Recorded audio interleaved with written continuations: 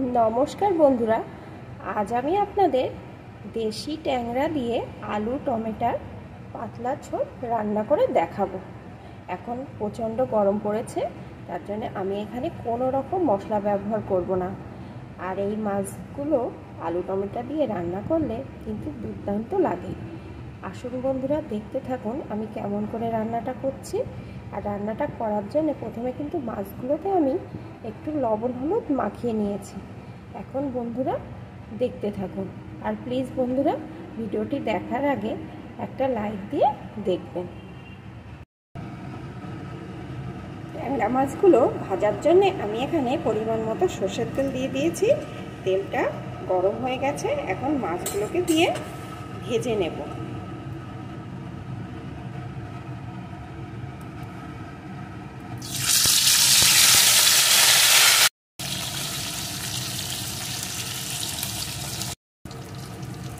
মাছগুলো কিন্তু আমি বেশি লাল লাল করে ভাজবো না, মোটামুটি এপিট ওপিট করে ভেজে তুলে নেব।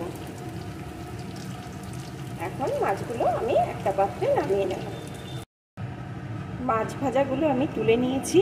এখন এই তেলের ভিতরে দিয়ে দেবো একটা আলু, যেটাকে আমি একটু মোটা করে কেটে নিয়েছি। দিয়ে দেবো একটু লবণ।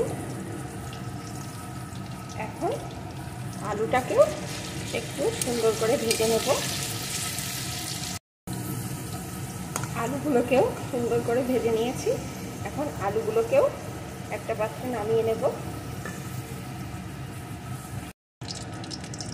ভাজা আলুগুলো নামিয়ে নিয়েছি। এখন তেলের ভিতরে দিয়ে দেবো দুটো শুকনো লঙ্কা,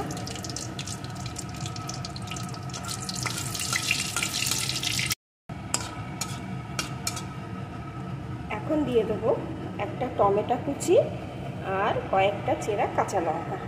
ঝালটা আপনারা আপনাদের মতন দেবেন।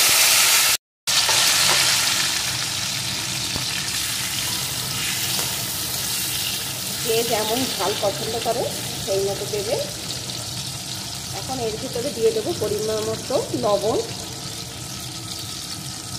আলু ভাজায় মাছ ভাজায় লবণ দেওয়া আছে, সেই বুঝে দিতে হবে। পরিমাণ মতো হলুদের গুঁড়ো। এখন মশলাটা একটু কষিয়ে নিতে হবে।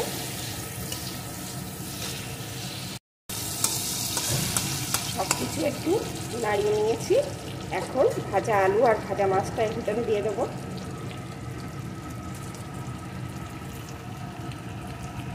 এখন দিয়ে দেবো পরিমাণ মতো জল।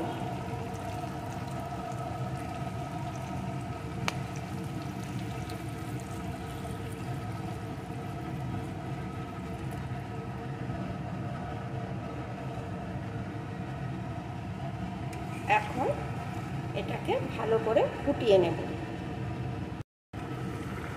ভালো করে আমি ঝোলটা ফুটিয়ে নিয়েছি। এখন দেখুন বন্ধুরা, আলু মাছ সবই ভালো মতো সিদ্ধ হয়ে গেছে। রান্নাটা কিন্তু আমার হয়ে গেছে। এখন আমি নামিয়ে নেব বন্ধুরা। আমি এখানে জ্যান্ত দেশি ট্যাংরা মাছ দিয়ে রান্নাটা করলাম। আপনারা যে কোনো জ্যান্ত মাছ দিয়ে এইভাবে রান্না করবেন। এটা গরমে খুবই স্বাস্থ্যকর একটা রেসিপি। বন্ধুরা, আমার রান্নাটা হয়ে গেছে। এখন আমি একটা পাত্রে নামিয়ে নেব।